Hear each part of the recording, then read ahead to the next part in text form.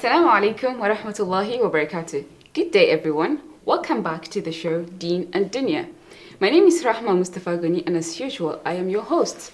I have with me in the studio two beautiful sisters. Sister Haleema Adetona and Nansfit Muhammad. Okay, so as you know, we normally talk about deep and important issues concerning women in this show. So today we have for you a special topic. It is gender roles. Okay, so what I want you to know basically is that in Islam, men and women are equal in the eyes of Allah. What I mean by that is they're equal in terms of entitlements, enjoying the bounties of Allah, and also, let's say for example, if a man or a woman commits a sin, Allah is going to punish them in the same way. And also, if they do any good, Allah is going to reward them in the same way. Okay, and also there is a nature that suits both men and women. For example, let's look at the first verse in Surah An-Nisa, where Allah subhanahu wa ta'ala says, يا أيها الناس اتقوا ربكم الذي خلقكم من نفس واحدة وخلق منها زوجها. O mankind, be careful of your duty to your Lord, who has created you from the same person and also the same nature. So, you know, Adam alayhi salam was created by Allah, and also Hawa was created from his nature. That is the meaning of وَخَلَقَ مِنْهَا زَوْجَهَا. But then there is, general misconception, unfortunately, where people confuse culture and the religion. And they think women are only created to be slaves or wards for men. So, sister, what do you think? So talking about gender roles, I would say it's a culture thing. Something we thought of, we developed, we built by ourselves, and then we have made a norm. We have made a culture. So people, they tend to stereotype women as, okay, this is what a woman is supposed to be doing, this is what a man is supposed to be doing, and then when you try to do what the other person is doing, it looks like it's haram or something. But it's not Islamic in any way. It's just something that we brought up by ourselves, and it's a culture. It's something that we Muslims developed. That's what I think about it. Okay, sister? Okay, talking about gender roles for women, I kind of agree with Sister Haleema on the part she said it's a cultural thing, a traditional thing, because looking at Nigeria, like the place of women in the far north is different from the place of women in the south. Okay. Yeah, like where I come from, there are women there's a lot of matriarchy there. Women can take up different roles. Right. Well, I think it can be a culture thing, but then it can be Islamic as well. Because I think most times you might see that there are gender roles that comes with maybe based on physical appearances or like composition of either a male or female, or what each of the gender is meant to do. Let's say, for example, when we talk about care and support, men are supposed to be maintainers and supporters of women because it's mentioned in the Quran. Still in Surah An-Nisa again, Allah says, الرجال قوامون على النساء.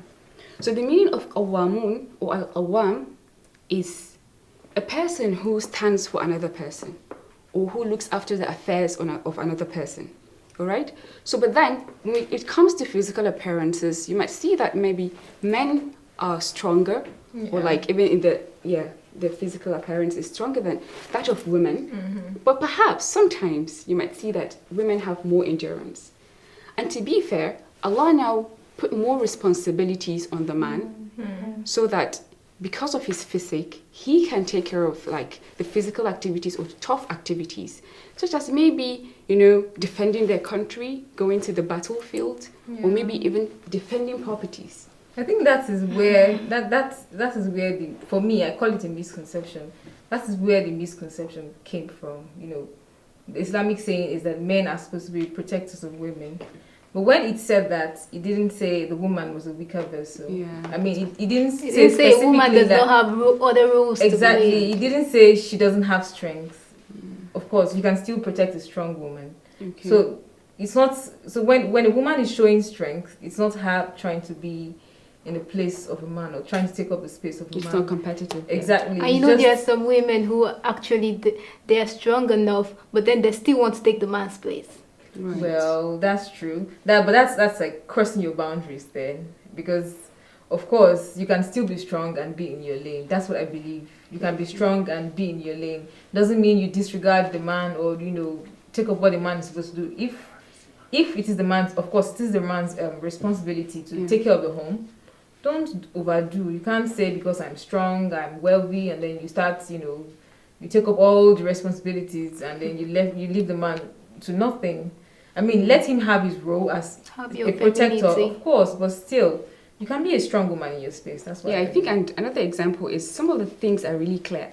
Let's say in terms of prayer, it is not that it is obligatory for men to pray in congregation, but for women, they have the ability to choose whether to pray at home or to go to the mosque, to the masjid. And also, that the congregation also, or the jama'ah, for women is different, and for men is different. But then it is known that the imam should always be the man. So I think there are a lot of examples where the roles vary, but then sometimes maybe we'll have to look at the difference that comes in the interpretations in the Quran, or sometimes it might be that it's locational regions of people that makes them choose what role they can play. I think, right? Did you say regions? Yeah. Okay, well, locations. Well, maybe like in Nigeria, the culture is different. You cannot go to the US or the UK to exhibit the same culture. That's true, but I think the African culture, human culture, even the Americans do this a lot. If you check their cartoons, talk about the princes coming to save the damsel in distress. They had to portray the damsel to be in distress. The weak person who needed saving. I mean, if she wasn't there, maybe the guy wouldn't have had the hero thing. They would have just been on their own. So I'm saying the culture itself that we've all been used to, our upbringing, when you give birth to a male child and then you give birth to a female child, you're buying her dolls, buying the man, building blocks. There's this thing they say about the kind of toys you play with as a child having psychological effects on you. Okay. So dolls are supposed to be, represent, dolls are supposed to help you have the nurturing skill, like help you to have empathy and be able to nurture. But for, building stuff, it's supposed to make you macho, strong, the one in front. So starting from that beginning, when you start to, this is how a woman is supposed to be, this is how a man is supposed to be, it's already a problem from the beginning. It's general human culture. It's a general human culture. Okay. So now that there is a redefinition, because I wouldn't want to say switching of roles, because of course from the beginning there are no roles except the ones that we created. But our younger generation now coming up and then seeing all these things and not finding it interesting, they now want to redefine it, and that's where the conflict is coming up. So it looks like, you're trying to take up my role, this is what I'm supposed to be doing, but no, anybody could have done that. I think when it comes to the role of a man and a woman, it has to do with the individual point of view. Because I feel if you already find a common ground in a home, there shouldn't be a problem with whatever role the woman is doing outside. Because you should be comfortable with your own role. Yeah. Right? Okay.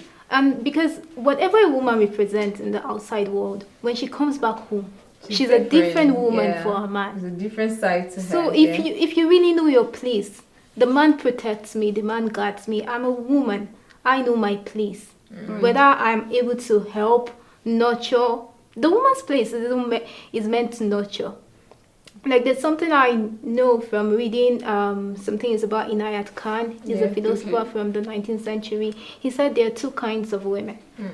The Occidental woman and the Oriental woman. The Oriental woman, talking about the traditional woman from the Eastern point of view, Islamic, Arabian. Then the Occidental woman, meaning from the West. That is, whether a woman, the Oriental woman is the woman that stays at home, nurtures and does everything, womanhood, motherhood. The woman out there, she is to build the nation. If you lose the woman out there, the nation will crumble.